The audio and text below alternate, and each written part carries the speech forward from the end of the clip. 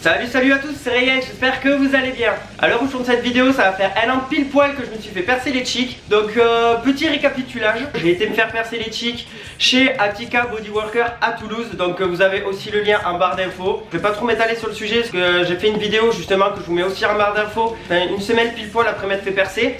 Comment j'avais vécu le perçage, etc. Du coup là ça va vraiment être la vidéo de un an plus tard. Comment tout ça s'est déroulé, la cicatrisation et tout ça. Il y a Sarah de la chaîne Blood is the New Black qui a déjà fait une vidéo là-dessus. Donc je vous mettrai le lien en barre d'infos pour ceux que ça intéresserait d'aller voir. C'est toujours intéressant de pouvoir comparer un peu les avis de chacun, parce que chaque corps est différent, chaque personne est différente. Donc personne réagit en général de la même façon. Donc je vous mets le lien en barre d'infos, je vous invite à aller voir.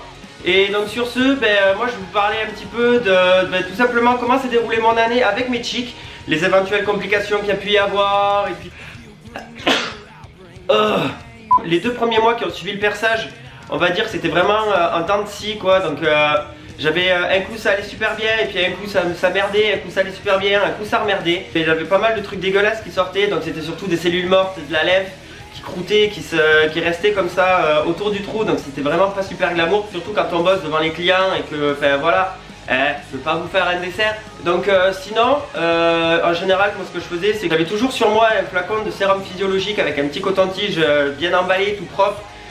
On n'est pas des crados non plus, on est d'accord. De temps en temps, je vais quand même aux toilettes nettoyer, passer un petit coup de sérum phi avec le coton-tige pour enlever au moins les croûtes et puis bien faire passer le sérum comme ça à l'intérieur. Pendant à peu près les 2 mois qui ont suivi la cicatrisation, c'était à peu près comme ça. Je pense vraiment que c'était à peu près le pire, c'était ouais, les 2-3 premiers mois après le perçage où c'était vraiment un peu dégueulasse. Sinon après ce qui a suivi, j'ai pas vraiment de mauvais souvenirs. Franchement moi j'ai pas à me plaindre, ça s'est quand même vraiment super bien passé dans l'ensemble. Je sais que certains ont pas la même chance que moi, en général les cheeks c'est quand même assez capricieux. Et sinon après ça allait de mieux en mieux. Et par contre, si comme moi vous êtes un homme et que vous avez de la barbe, je vous conseille de faire vachement plus attention parce que les poils de barbe vont s'emmêler et vont se coincer dans le trou.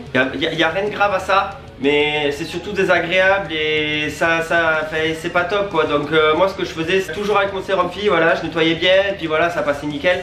Et le lendemain j'avais plus rien. Mais par contre, si j'ai un conseil à vous donner, quand vous vous rasez, faites vraiment bien attention, nettoyez vraiment bien les barbes tout simplement pour pas que vous ayez des morceaux de poils qui restent sur la tige et que en parlant et en vivant tout simplement vous n'ayez pas les poils de barbe qui rentrent à l'intérieur, parce que ça franchement là c'est vraiment l'horreur. Je m'étais chopé une petite infection comme ça et comment vous dire qu'à nettoyer c'est vraiment la galère. Donc je vous conseille vraiment de faire extrêmement attention avec ça.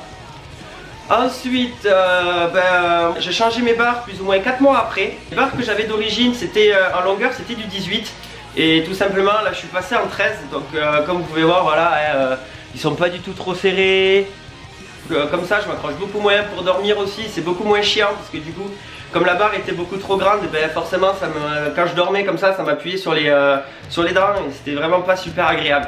Je me répète, mais gardez à l'esprit quand même que les cheeks, c'est un piercing qui laisse énormément de marques, donc je vous conseille vraiment de bien y réfléchir avant de vous faire percer.